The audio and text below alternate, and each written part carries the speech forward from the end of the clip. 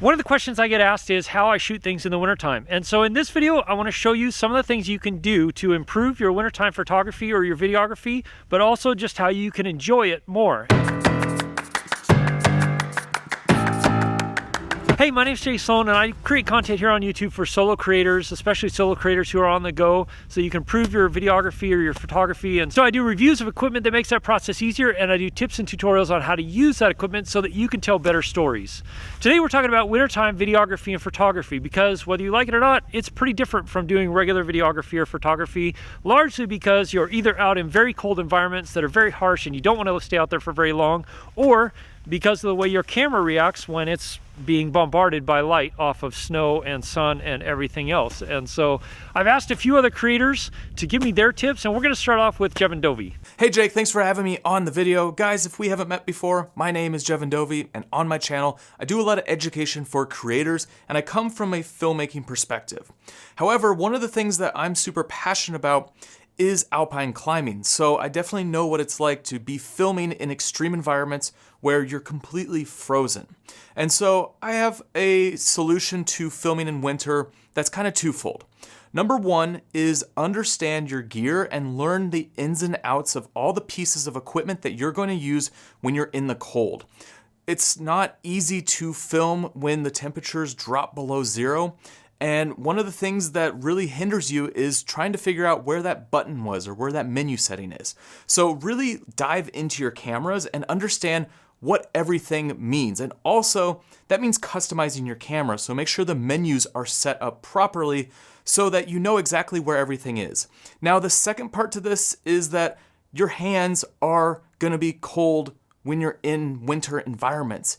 And you're either gonna have gloves on your hands or your hands are just gonna be frozen. So not only do you have to understand your gear, but you have to learn how to use your gear with big chunky gloves on. And this is something I can't stress enough. When I'm out climbing on a mountain and I'm pulling out my camera to shoot, I can't take my gloves off. Like, we're in these crazy, extreme, cold environments, and you have to learn to use your camera with whatever mitts that you have. So definitely learn your gear and learn to use your gear with things like mitts, or just imagine that your hands are probably not gonna work that well. All right, that's it. I'll see you guys on the next one. Thanks, Jeven. Next, I want to hear from Sidney Diongzon, who doesn't live and work in a cold environment, but he has traveled north of the Arctic Circle, and so he's got a tip for you as well. It's cold outside. It's freezing, but you have to be creative. You have to be professional because you have to get the shot. You just have to. No matter what environment you're in, you just have to get the shot, and finding some way, somehow, to stay warm in cold, freezing temperatures, that's pretty difficult to do. But I have one very simple tip to help you stay warm, and that's to wear long johns. Long johns, they're thin, super simple material that you just wear underneath your pants. I'm wearing them right now, and they have kept me from freezing and kept my legs from shaking while filming in cold environments. And so that is my number one tip for you if you want to stay warm in the winter so that you can stay creative and get the shot. Thanks, Sidney. One of the things you're going to want to do is make sure you set your exposure properly. Now, if you leave the camera to auto expose when you're in a location like this, because the camera sees the world as 18% gray and you are surrounded by white snow, which is tons of light bouncing off of it into the camera, it's going to throw off your auto exposure. And so what you want to do is use your auto compensation dial or overexpose the camera by either one full stop or sometimes up to 2 full stops. Now we're overexposing by about a stop and 2/3 or 1.7.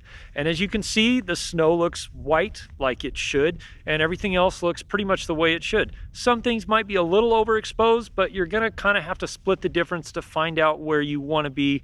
Of course, the main thing is you want your subject, whoever you're filming, to be exposed properly. But definitely overexposing by a stop to 2 full stops is gonna give you the correct looking image, even though according to the camera meter, it's being way overexposed. Another creator I asked was Dunna Did It from the channel Dunna Did It, because he lives and works in another cold environment and he does a lot of videography and photography stuff. And so take it, Dunna. What's up, guys? It's Dunna here from the channel Dunna Did It, and I've got a couple of tips for you guys about photography and videography out in the cold. As you can see here, I'm up in Canada it's reasonably cold. It's not so bad today, but it does get pretty cold. And the first tip that I've got for you is to invest in a good pair of gloves. Now, personally, I really like these Valeray gloves. They come in a variety of different kind of warmth, so depending on what kind of situation you're going to be in, but the best part about them is this.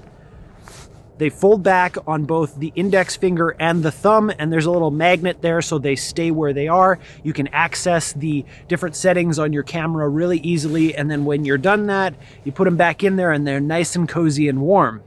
And the second tip that I have for you today is that you should, before you go out, before you go shooting at all, when you're at home, safe and cozy by the fireplace, that kind of thing, if you've got memory settings on your camera, think about what kind of shooting you're going to be doing, and if there's a couple of different settings that you can have programmed in ahead of time so that when you're out there on the fly, you're not having to take your gloves off or do this and get your fingers cold for those couple of seconds. You can just quickly switch it into a memory setting and you're good to go. Thanks so much for hanging out with me, and I'll send it back the other way. Thanks, Dunna. Really appreciate that. Another creator who lives and works in a cold environment is Chris Brockhurst. If you don't know Chris, he's got a great channel, does a lot of great things about videography and photography in the winter because he lives in a cold environment like me. And so he's got some really good tips for you here. Hey, my name's Chris. I have a YouTube channel called my name, Chris Brockhurst, and I'm definitely no stranger to shooting in the winter. I actually love shooting in the winter. I think the snow just makes things way more picturesque. You can get some really nice lighting with the sun reflecting off of the snow and just lighting everything up, and it just looks really nice. That being said, it's cold. In Canada right now, it's actually, how cold is it right now? It's -4 actually right now where I am, and that is actually considered warm for winter. I wouldn't be surprised if it gets to -30, even -35 sometimes with wind chill. So it can get very cold, and there's a few things that I do to prepare for that. The first thing is, if I'm going out to shoot photos or video, I make sure that I plan exactly what it is I'm going out to shoot, shots I need, where I'm going, how long it's going to take me to get there, because in those freezing cold environments, you don't want to be outside for too long. Let's say I'm doing some drone stuff. I like to shoot drone stuff in winter. Go on Google Maps first, make sure everything is where I want it to be, and then I go there and I shoot it and I'm not outside too long. And then the same thing for photos and for video as well, just to make sure you're outside for the least amount of time. So plan as much as you can in advance, and that's a big thing that I do. The other thing is more of a practical tip, and that is to buy some of these. Hot Ones hand warmers. I have a ton of these. You can buy them in bulk off of Amazon. I think a 20 pack is like $15. You take them out of the pack, you shake them around, and then they warm up. Throw those in your gloves, throw those in your boots. If you keep your hands warm, you keep your feet warm, everything is a lot more tolerable. There's nothing worse than having cold hands. You can't operate your camera. And you can even get some gloves that actually have like little zips here, and then you can tuck them in, and they just stay and keep your fingers nice and warm. So those are my 2 tips for shooting in cold, wintry, Arctic, near Arctic environments. Thanks a lot, Chris. So another tip I have is most batteries really don't like cold weather, and so one of the simplest things you can do is keep your batteries on your inside layer next to your inside pocket. But you only want to do that until you pull the batteries out to use them, because if you pull them back in from the cold and put them back inside there, it's going to build up a lot of condensation. Electronics and condensation don't get along well, so don't do that. But keep them warm until you're ready to use them by keeping them inside your jackets, or use some of the hot pockets like Chris said to keep the batteries warm as you go. And on the topic of condensation is my other tip, that you don't want to bring all your equipment in when you're in a cold environment like this. It's like 5 degrees out here right now, so it's very cold. You don't want to take your equipment from that kind of environment straight into a really warm environment like a warm car or a warm house, because then you get all this condensation that builds up on the equipment, and water and electronics is not a good mix. And so one simple way to avoid that is a Ziploc bag. You can put your camera in a Ziploc bag, take it inside, and let the condensation build up on the outside of the bag, but the inside of the Ziploc bag is going to stay dry. If you're really worried about it, you can even put some of those little do not eat silica gel packets inside the Ziploc bag to keep the moisture down. But you want to let all of your equipment come back up to room temperature completely before you start pulling it out of the Ziploc bag. If you're wanting to get your footage or your pictures off your cards faster, then take your cards out, put them in your pockets, put them in your camera bag before you go inside, and that way you can use your cards right away, but your camera gear, all of your other equipment is not going to be damaged by the condensation building up on them as they warm back up. If you want to see more tips and tutorials about how you can improve your videography or photography, I've created a playlist you can click or tap right there. As always, if you have specific questions, ask them in the comments below or reach out to me on Instagram and Twitter, and I'll do my best to answer them. Cheers!